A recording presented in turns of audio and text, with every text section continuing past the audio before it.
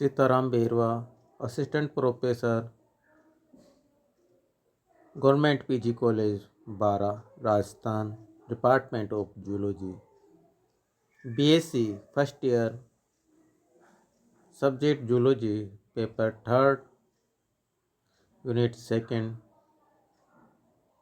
छात्रों, online classes में आपका स्वागत है।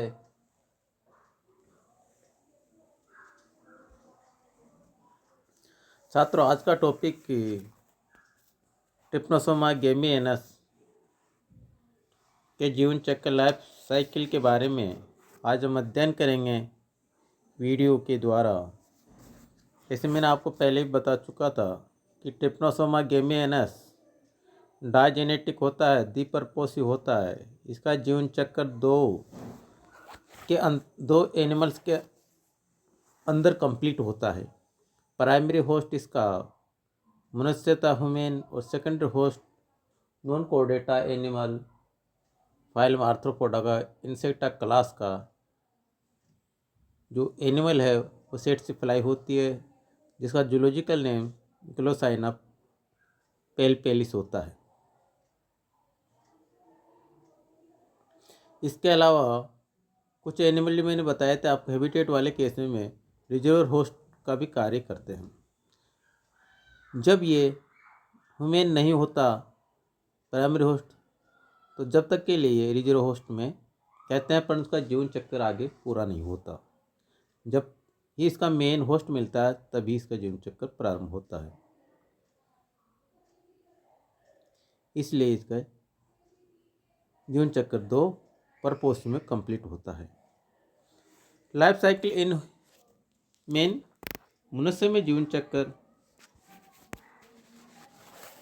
के अंतर्गत सर्वप्रथम इन्फेक्शन होता है, संक्रमण।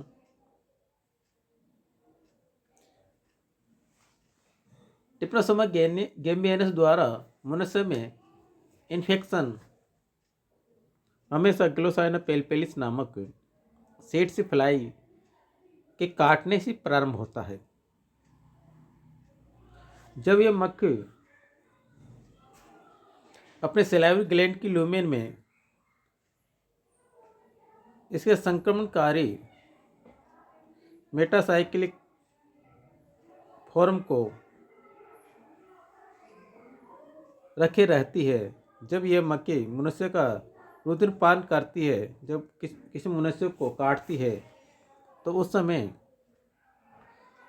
ये अनुचक्रित ट्रिप्नोसोमा को मनुष्य के शरीर में मुक्त कर देती है और फीडिंग करते समय मक्खी अपने नखर से मानव त्वचा की सतह पर पकड़कर प्रोबोसिस से जो सुंडनुमा संरचना होती है से उसमें एक छेद करती है तथा रुधिर का स्कंदन रोकने के लिए सेड से फ्लाई सर्वप्रथम अपने कुछ सलाइवा, जिसमें एक एंटीकोगुलेंट पदार्थ होता है जो रुधिर में सेक्रेट करती है, इसी के साथ संक्रमणकारी ट्रिप्नोसोमा का इनकुलेशन हो जाता है।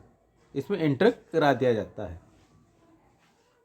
इनक्यूबेशन पीरियड जो ट्रिप्नोसोमा की अलग अलग जातियों में अलग अलग होता है, परंतु अधिकतर यह अवधि 7 से 14 डेज होती है और जब रोग के लक्षण प्रकट होने लगते हैं। नेक्स्ट, मल्टीप्लिकेशन गुणन। मानव रुधिर में इस परजीवी की संख्या में ग्रोथ को सभी अवस्थाएं बहिर्कोशिकीय होती है, क्योंकि संक्रमण के पश्चात यह रुधिर कोशिकाओं में इंटर नहीं करता, परंतु रुधिर प्लाज्मा में ही रहता है। मानव रुधिर में सबसे पहले इसके मेटासाइक्लिक जो कसाबहीन फ्लैजेलेस के रूप में लंबे पतले तक कसाब युक्त अवस्था में चेंज हो जाते हैं तथा इसके बाद यह फ्लैजिला और अंडुलेटिंग मेम्ब्रेन की गतियों द्वारा मुक्त रूप से रुधिर में तैरने लगते हैं और तेजी से तथा सक्रियता से इसमें अनुलंब द्विखंडन जो माइटोसिस डिवीजन का होता है वो बाइनरी फिशन होता है, जिससे ये अपनी ग्रोथ करता रहता है, मल्टीप्लिकेशन करने लगता है, जिससे 1 से 2, 2 से 4, 4 से 8 इस तरह से ग्रोथ करता रहता है। और मल्टीप्लिकेशन की प्रोसेस के लिए उन्हें अनॉक्सिशोसन की ग्लाइकोलिसिस क्रिया द्वारा एनर्जी प्राप्त होती है। नेक्स्ट, मेटामॉर्फोसिस, कायांतरण। जब रुधिर में एंटीबॉडीज का निर्माण होने से ग्लूकोज का अवशोषण बंद हो जाता है,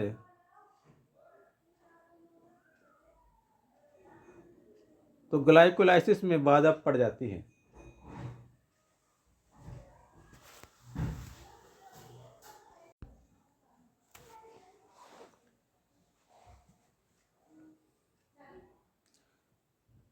जब ग्लाइकोलाइसिस में बाधा पड़ जाती है और ट्रिप्नोसोमा विभाजन करना बंद कर देता है। इस कंडीशन में सिकुड़कर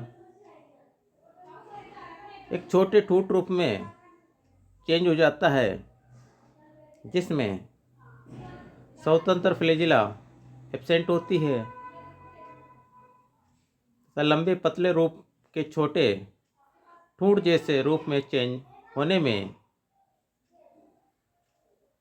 कुछ छोटे तथा एक मुक्त छोटे कसाव वाले इंटरमीडिएट फॉर्म में उत्पन्न होते हैं। मध्यस्थ और छोटे ठूंठ जैसे ट्रिप्नोसोमा दोनों ही रूप में अपनी एनर्जी संपूरित के लिए पायरुविक अम्ल के वायवीय ऑक्सीकरण पर निर्भर रहते हैं। इसके ठूंठ जैसे रूप पोषण के लिए भोजन नहीं करते, और यदि ये सेट्स फ्लाई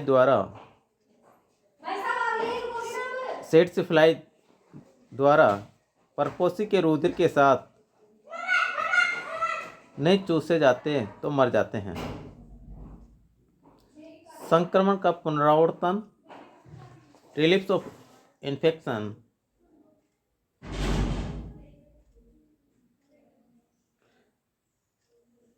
ऐसा भी ज्ञात हुआ है कि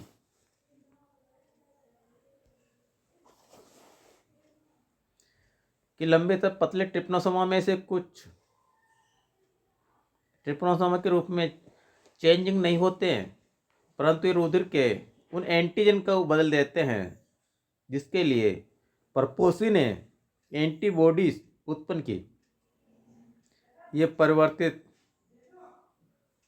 पतले दुबले रूप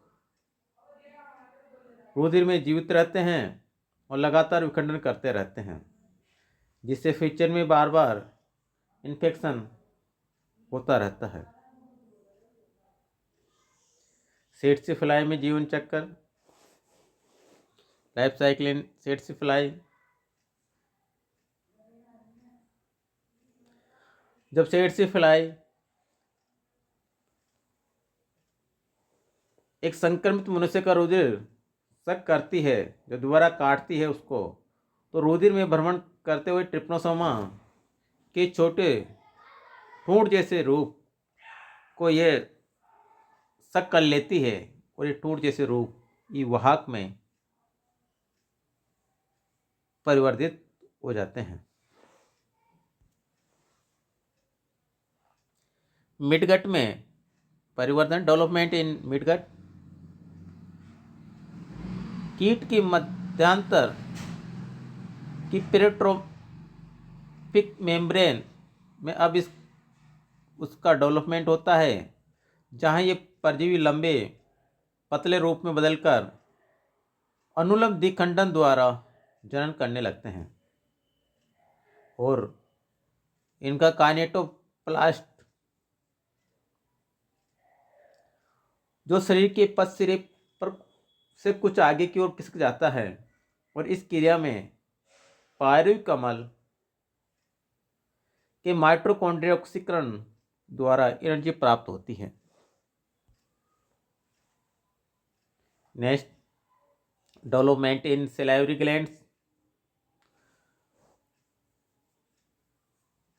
मिडगट में जो ट्रिप्नोसोमा होता है उसमें आगे जाकर लंबे पतले आकार के परजीवी परपोसी कीट की इसोफेगस तथा मुखांगों से होकर सैलिवरी ग्लैंड में पहुंच जाते हैं और वहाँ इनका मेटामॉर्फोसिस होता है, जिससे दूसरे रूप में बदल देते हैं। और इन रूपों में शरीर छोटा, कसाब समानित तथा काइनेटोप्लास्ट न्यूक्लियस के सामने आ जाता है, केंद्र के सामने आ जाता है। टेस्टी के एक सघन जाल की भांति इसमें एक माइटोकॉन्ड्रिया का विकास भी होता है और इस अवस्था में परजीवी श्वसन क्रिया भी करने लगता है। सैलिवरी ग्लैंड लाल ग्रंथियों के लुमेन में क्राइथिडियल रूप जनन करने लगते हैं और ये पतले मेटासाइक्लिक रूप में चेंज हो जाते हैं। इस अवस्था में माइटोकॉन्ड्रिया की क्रिया फिर लुप्त हो जाती है और जब परजीवी की क्राइथिडियल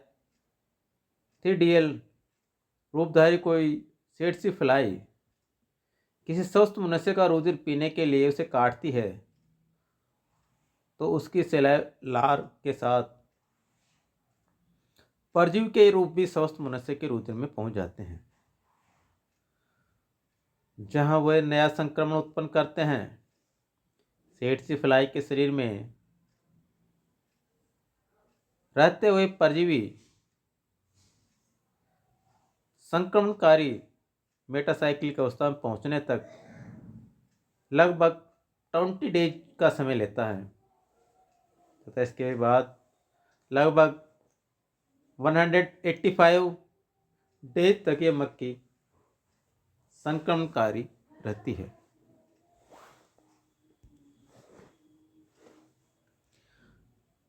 जो ये डायग्राम दिखाया गया है ये ट्रिप्नोसोमा गैम्बियनस का है और ये मानव और सेड्सी फ्लाई में जीवन चक्र की स्टेज दिखाई गई है, जिसमें ऊपर डोर्सल साइड में जो दिखाया गया वर्टिब्रेट मेन के अंदर और निचली साइड में जो दिखाया गया इनवर्टिब्रेट होस्ट सेड्सी फ्लाई। इसमें राइट साइड की ओर दिखाया गया है एक लॉन्ग सिलेंडर फॉर्म ट्रिप्नोसोमा वाला पार्ट है ट्रिप्नोसोमा का, जो मल्टीप्लिकेशन के फलस्वरूप उसमें लॉन्गिट्यूडल बाइनरी फिशन के द्वारा ये दिखंडन दिखाया गया है। डिवाइडिंग स्प्लेंडर फॉर्म जो बल्क प्लाज्मा में होता है। इसके बाद में इंटरमीडिएट फॉर्म में आ जाता है और लास्ट में शॉर्ट स्टम्पी फॉर्म जिसमें फ्लैजिला रिड्यूस हो जाती है।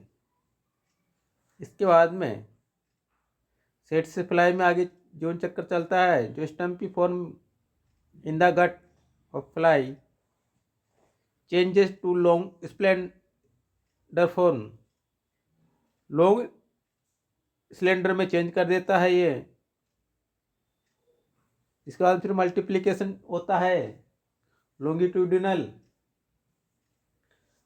जिसमें माइटोसिस डिवीजन होता है और binary fission longitudinal binary fission होता है अनुलंब दिखंडन। इसके फलस्वरूप 1 से 2, 2 से 4, 4 प्रकार से ट्रिप्नोसोमा अपनी ग्रोथ करता है, जो सेड्सी फ्लाई की मिडगट के अंदर होता है। इसके बाद में यह क्राइथिडियल रूफ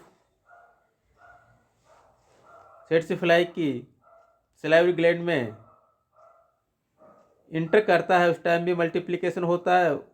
इंटर करने के बाद वह अनुलंब दिखंडन होता है, समसूत्री विभाजन जो बाइनरी फिशन, उससे भी 1 से 2, 2 से 4 इस तरह से ग्रोथ करती है।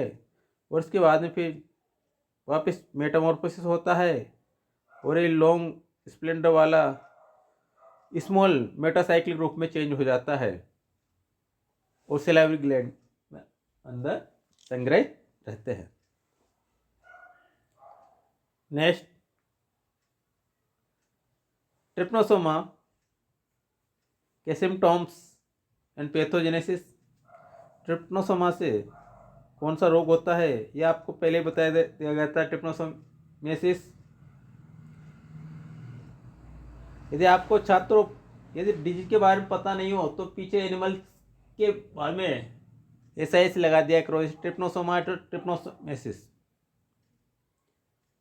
जियार्डिसिस, इस प्रकार से भी डिजीज का पता हो जाता है। तो इसके सिम्टम्स एंड पैथोजेनेसिस, लक्षण तथा रोगजनकता।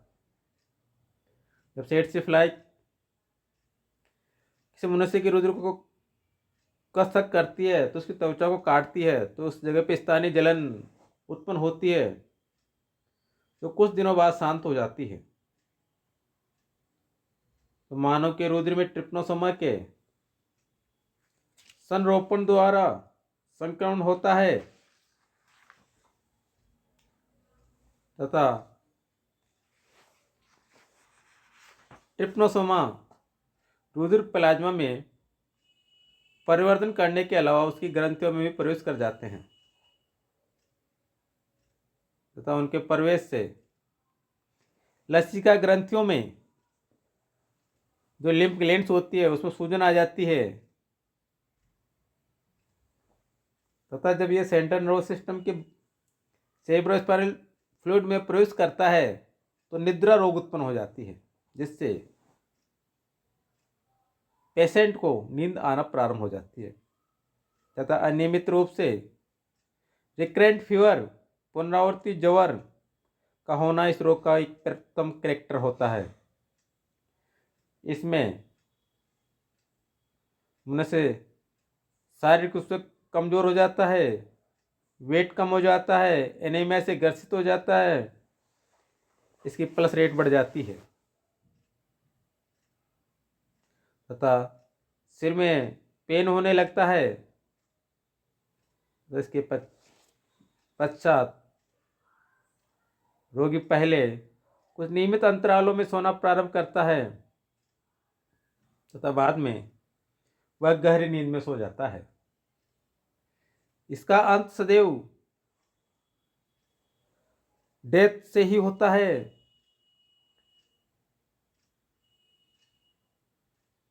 और जब परजीवी द्वारा परपोषी को होने वाली हानि का वास्तविक कारण किसी साइंटिस्ट ने अभी तक नहीं बताया, परंतु कुछ वैज्ञानिक जो लेविरोन तथा रोंडोनी ने इनका कारण विषाक्त एक पॉइजन बताया। जब ट्रिप्नोसोमा सेरेब्रोस्पाइनल फ्लूइड में खत्म होते हैं और उनका ऑटोलाइटिक अपघटन होता है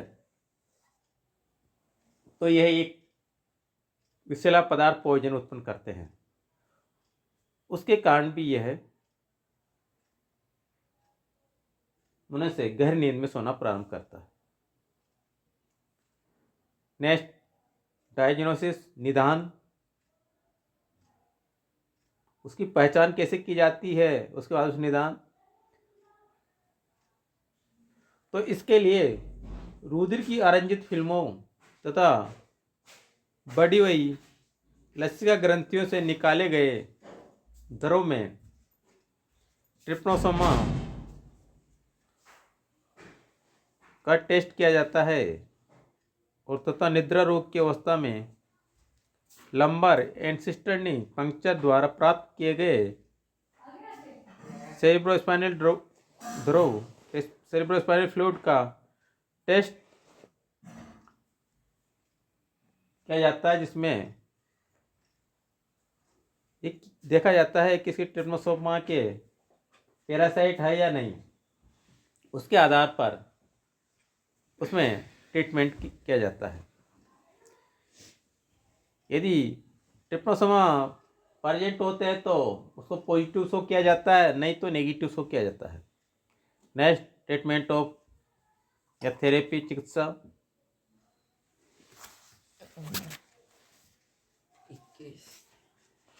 इसमें अनेक मेडिसिन यूज की जाती है, जैसे सोरामिन सोडियम, BA-205, एटोक्सिल, ट्राइपार्सेमाइड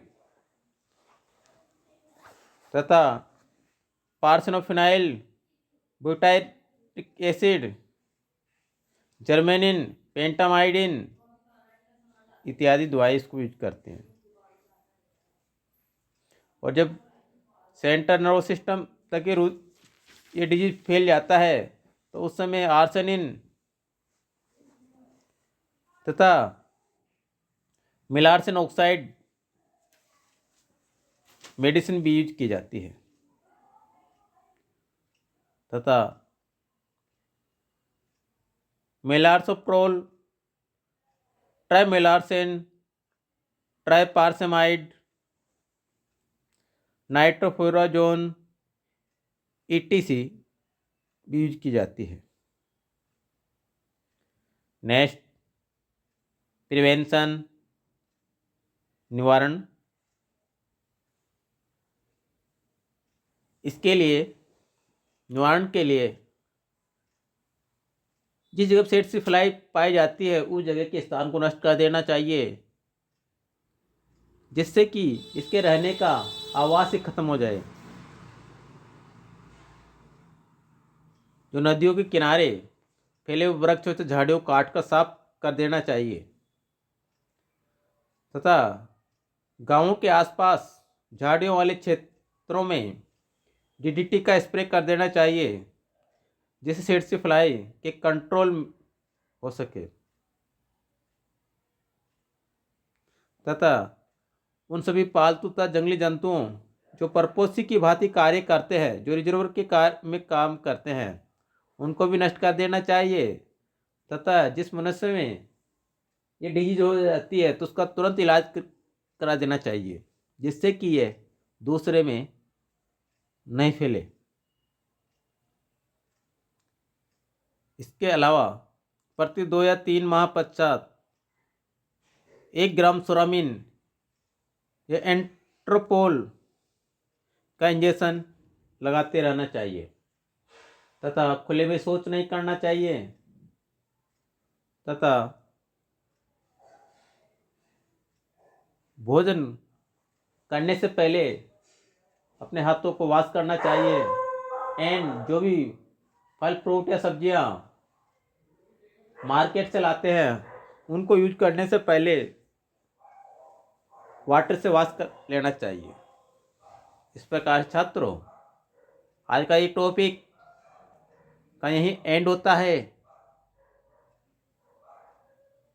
इसके साथ ही और जो आज पढ़ाया छात्रों उसको नोटेट कर लीजिए। धन्यवाद।